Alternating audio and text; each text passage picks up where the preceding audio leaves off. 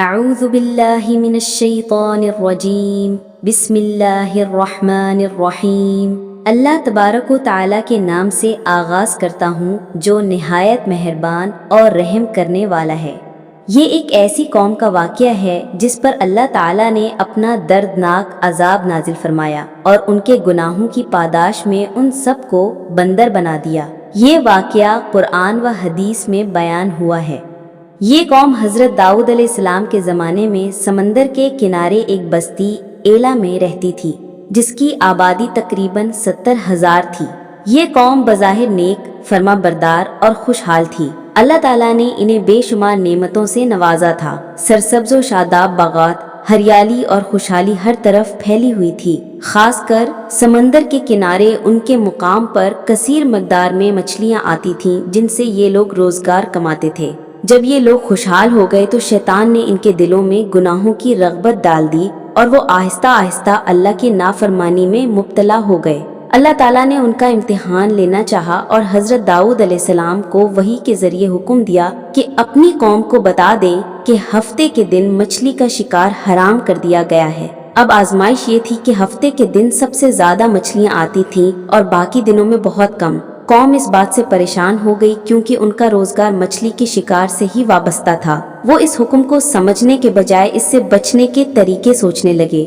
شیطان نے ان کو ایک چال سجھائی، سمندر سے نالیاں نکال کر خشکی میں بڑے بڑے حوض بنا لیے جائیں تاکہ ہفتے کے دن جب مچھلیاں آئیں تو وہ نالیوں کے ذریعے ان حوضوں میں چلی جائیں اور پھر اتوار کے دن ان کو پکڑ لیا جائے۔ اس طرح بظاہر وہ ہفتے کے دن شکار نہیں کر رہے تھے مگر حقیقت میں شکار ہفتے کو ہی ہو رہا تھا۔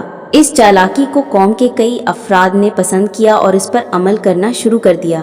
انہوں نے نالیاں بنا کر مچھلیوں کو قید کرنا شروع کر دیا اور یوں اللہ تعالیٰ کے حکم کی کھلی نافرمانی کی۔ اس قوم میں 3 قسم کے لوگ بن گئے۔ پہلے وہ لوگ جو اس عمل سے سختی سے منع کرتے تھے اور اللہ کے حکم پر عمل کرتے تھے۔ دوسرے وہ لوگ جو شکار کو دل سے برا سمجھتے تھے لیکن نہ خود شکار کرتے تھے اور نہ کسی کو منع کرتے تھے۔ تیسرے وہ نافرمان لوگ جو کھلم کھلا شکار کرتے تھے اور اللہ تعالیٰ کی نافرمانی کو معمولی سمجھتے تھے۔ جب حضرت داؤد علیہ السلام نے ان نافرمانوں کو بار بار سمجھایا، تنبیہ کی، اللہ کے عذاب سے ڈرایا تو بھی وہ باز نہ آئے۔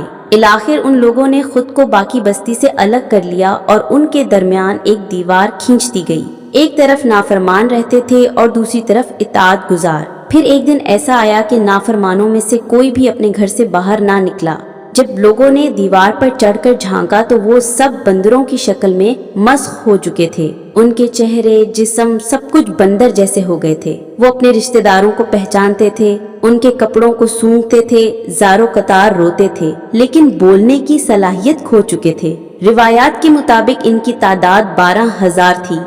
یہ بندر صرف 3 دن تک زندہ رہے، نہ کچھ کھا سکتے تھے نہ پی سکتے تھے، بھوکے پیاسے مر گئے اور اللہ تعالیٰ نے ان کو ہلاک کر دیا۔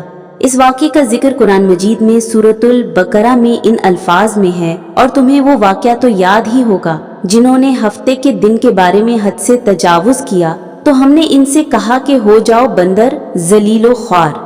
یہ سوال کہ کیا آج کے دور کے بندر اسی قوم کی نسل سے ہیں؟ اس بارے میں حضرت عبداللہ بن مسعود رضی اللہ عنہ سے روایت ہے کہ ایک شخص نے رسول اللہ صلی اللہ علیہ وسلم سے یہی سوال کیا تو آپ صلی اللہ علیہ وسلم نے فرمایا، اللہ تعالیٰ جس قوم پر عذاب نازل فرماتا ہے یا ان کی شکلیں مسخ کرتا ہے تو یہ عذاب صرف انہی پر ہوتا ہے اور پھر اللہ تعالیٰ ان کو ہلاک کر دیتا ہے اور ان کی نسل آگے نہیں بڑھتی۔ لہٰذا یہ تصور غلط ہے کہ آج کے بندر اسی قوم کی نسل سے ہیں۔ وہ سب صرف 3 دن تک زندہ رہے اور پھر ہلاک ہو گئے، ان کی کوئی نسل باقی نہیں رہی۔